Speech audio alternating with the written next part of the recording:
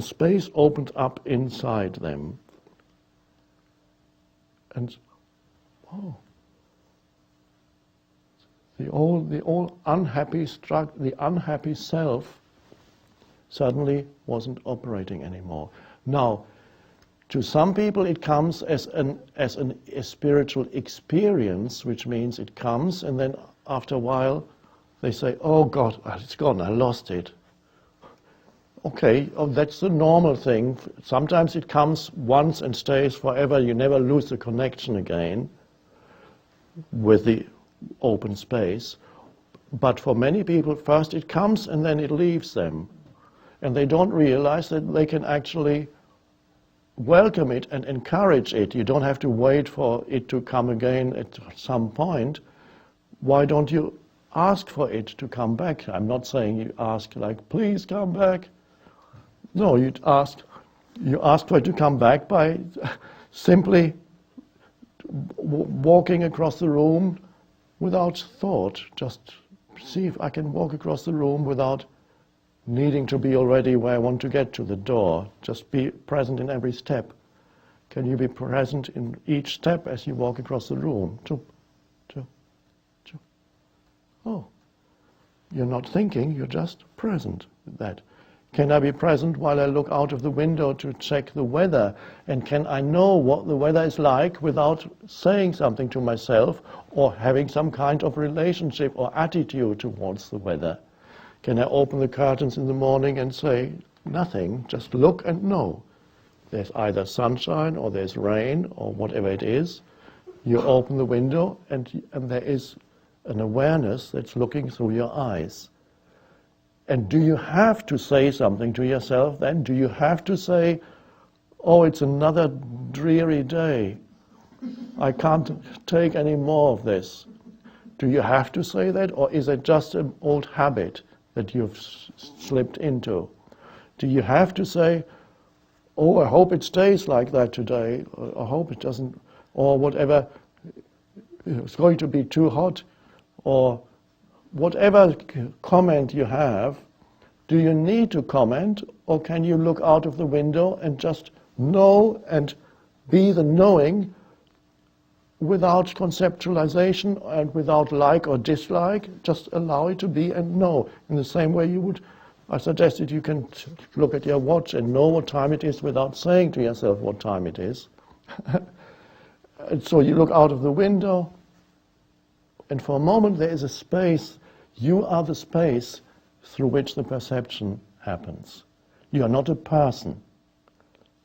Don't worry, the person is still there on some level, so you're not going to be spaced out for the rest of your life and then walk around, oh, I don't know where I am anymore. That doesn't happen. But it's a wonderful thing if you realize that you can actually be there as the conscious space for whatever you are looking at. Even at this moment, you're looking at this person. And this person is looking at you. Can you be the conscious space for the perception, for the looking, rather than be a person that always has some kind of thing to say, like, what's he talking about? That's a thought. I don't understand. That's a thought. Can you explain more? I don't get it. Don't believe that thought. The thought says, I don't get it, and of course on the level of thought you don't get it. But on another level you get it. You get it by being it. And so, can you be in your car at the traffic light and just be there as the space for the perception of the red light?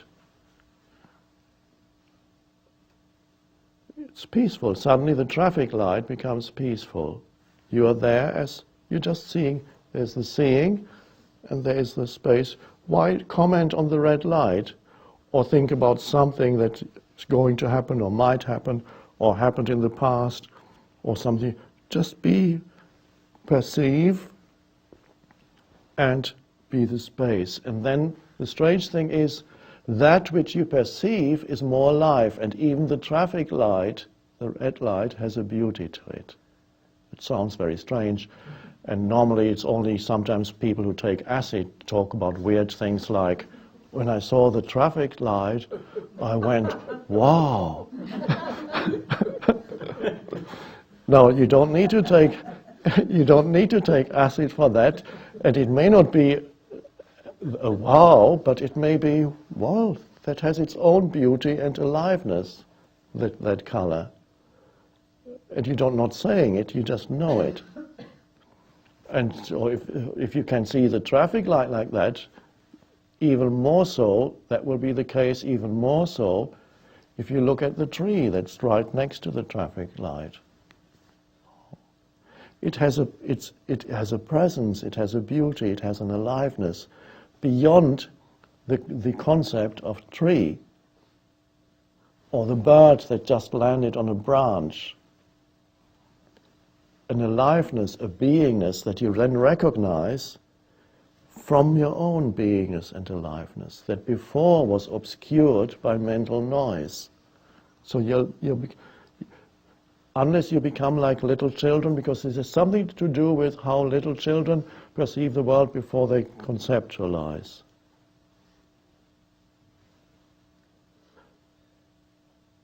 Unless you become like little children, you cannot enter the kingdom of heaven. Oh, so that's what it is. But it's even deeper state than the child state, because the child still has to go through the thinking stage and then come out of it.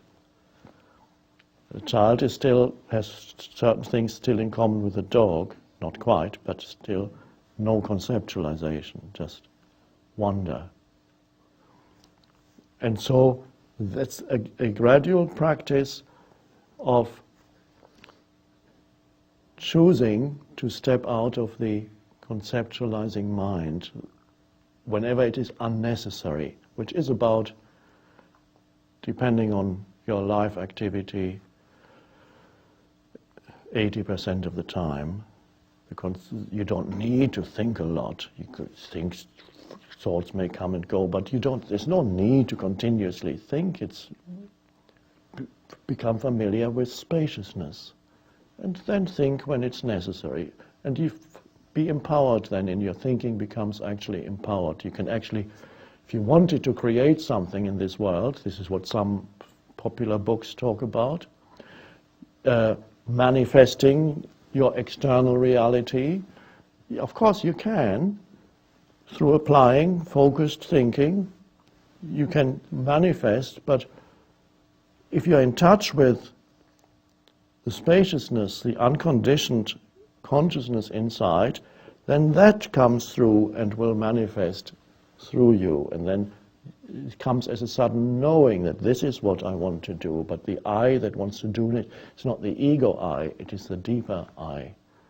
So you become aligned with what the universe wants. It's not just the little me wants. That's the beauty of that. So you can then, you as the greater consciousness, can manifest if you want to. Don't fall into the trap of believing that something that you manifest is going to bring you fulfillment. It's only on the external level. The fulfillment needs to be there already now. Fulfillment is being in touch with that dimension in yourself before anything happens. That's where fulfillment lies. The rest is the divine play of form. But the divine wants to play out there. It wants the manifestation. It wants two things. There are two movements in the universe. One is the movement into differentiation and into form and into birth, into bodies, into thinking. The universe started from a point of nothingness. That nothingness became one, it's all not quite right because we can't really talk about it. Out of the nothingness came the ball, whatever, before the Big Bang happened. There was just one point of potentiality for the entire universe. Then at some point, the explosion, if we could call it that, out of that was the beginning of the process of differentiation into increasing number of different forms. And we are still part of that explosion into greater and greater differentiation. But at the same time, this is the pull, the outward pull. Then there's the inward pull back to the source, to the timeless source out of which it all came. And so we as human beings are at a transitional stage where we are becoming strongly aware of the pull back to the source. So there are two movements in the universe. One is out into more and more form and more thinking is still there, that movement. There's still many people who believe that the problems of this world can be solved if we just think harder about them. Have more committee meetings about the problems of the world and discuss them, and eventually they can be solved. They don't realize that the problems of the world are there because we have lost touch with the source out of which everything came. So by going into further differentiation, we cannot solve the problems, we'll actually increase them.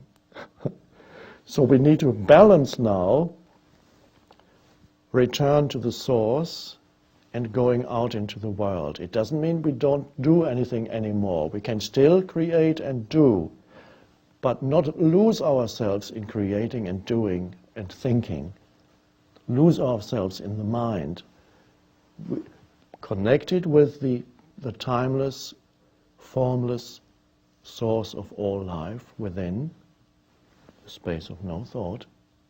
Connected with that, then we can create, not we as persons, but we as a universal movement of consciousness.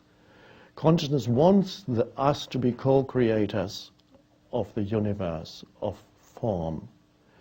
So we can be that, but only if we are connected. We need conscious connection with the source.